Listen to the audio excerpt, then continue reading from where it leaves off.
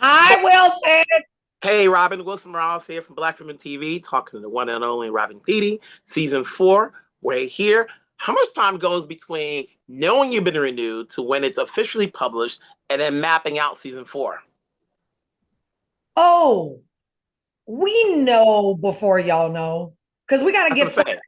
saying. Yeah, we got to get started. I don't think HBO wants me to probably say that. Not that long though. Not that long. Maybe a few weeks. Maybe a few weeks. But I always move forward like we're continuing to the next season. Well, you always got to think like that. You always got to think that you're going to be That's true. renewed and Yeah, and so I'm not. always scouting talent and writers and actors and crew. So I'm ready to go when we do get that pickup news for sure. Every time I watch the show and I go, the MVP is the editor because there's so much packed in to one sketch with so many people. It's not like it's a low budget show where it's only centering on just 3 or 4 people, but then you have all these people, these extras, and all this stuff that goes on. Is it challenging between you and the writers as far as putting it together on paper and then mapping it out? No. No, I mean, we're a well-oiled machine at this point, and our editors, our two-time Emmy Award-winning editors, are absolutely incredible. So our amazing Emmy-nominated writers start the process, and we go through that for a couple of months, and then we go shoot it. But our editors are our final writers, and they do such a great job. They find moments that we never would have found that we did not find on set. And they're so game. I'm like, what if we drop the sound out here? And when Issa comes into the courtroom, we just put basketball sneaker squeaks under her to make it mad awkward when she comes in. And like that wasn't in the script at all that way. But in post, in the edit, we were like, okay, we're just constantly figuring out how to top the last joke. How do we make it funnier? How do we keep going?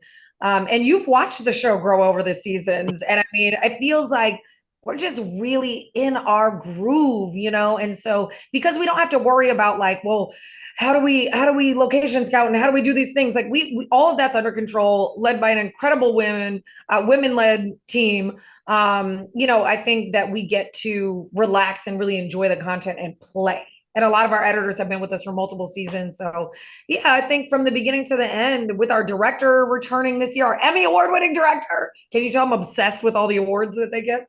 I think that we're just in such a groove, and you feel that this season. I've watched the show, but for people who are coming into it now, even though it's season 4, but like you said, it's Emmy Awards. So now you have got these monikers, Emmy Award show, Yeah. blah, blah, blah. You get a new audience coming in. Is there a central theme for this particular season that the fans from the previous seasons will know, and it's something that new audiences can get into? I think we always just try to center Black joy. I think that you're not going to feel like it's mean. Like the jokes, we push it. I'm not going to be, and it gets raunchy. It is HBO.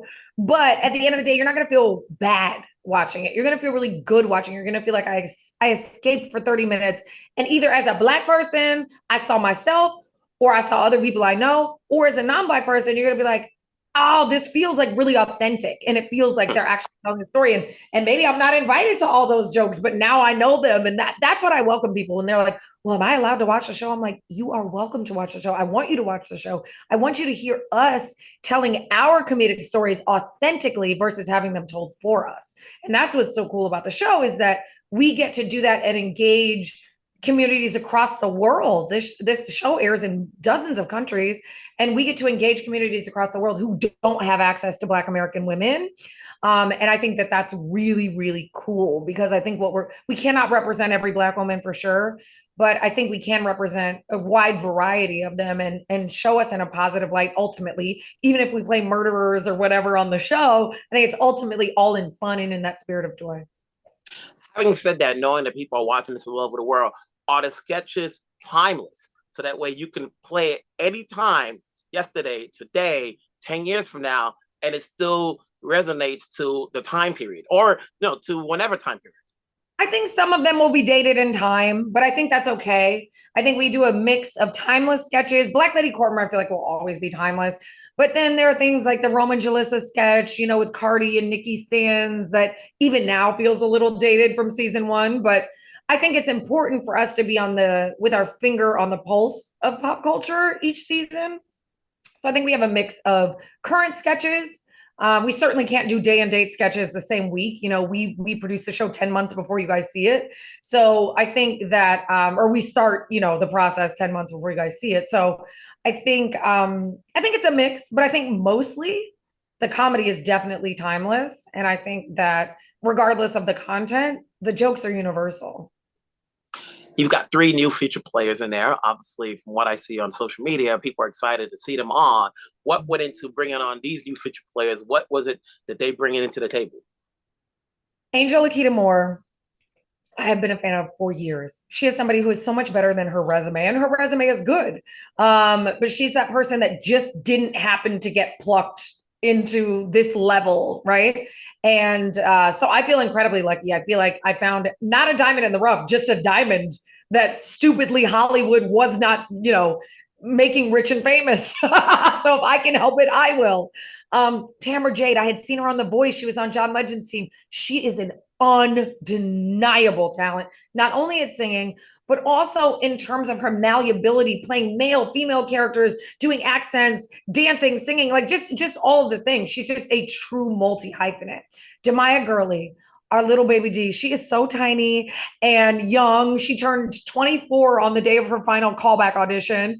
And, she's a trained actor, though. She went to conservatory school and then kind of left that when TikTok took off. So I love that we have people from like the music world, the social media world, the legit comedy world, who just didn't have kind of this level of platform yet. So it's just such an array of women, and they blend seamlessly with the cast. There's never a moment for me that you look at the show and go, now why is that person there, or what is she doing, and they're not just in tiny roles, they're leading some sketches. And I think that was really important too, to throw them in there so that they could show what they had right away, so the audience could invest in them.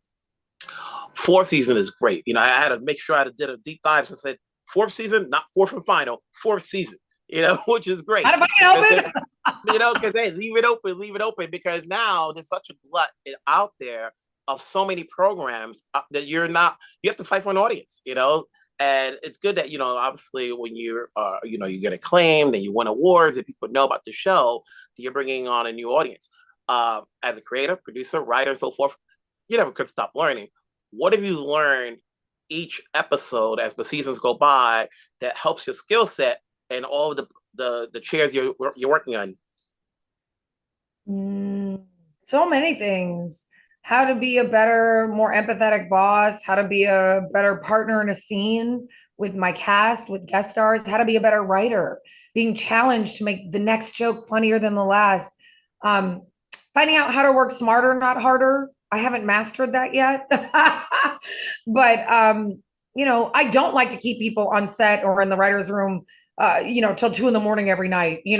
Some nights get like that, but quit while we're ahead, and I think what I've also learned, that probably the biggest thing, Wilson, that I've learned is what the audience expects out of this show. I think this show has become so much bigger than when we spoke about it at season 1.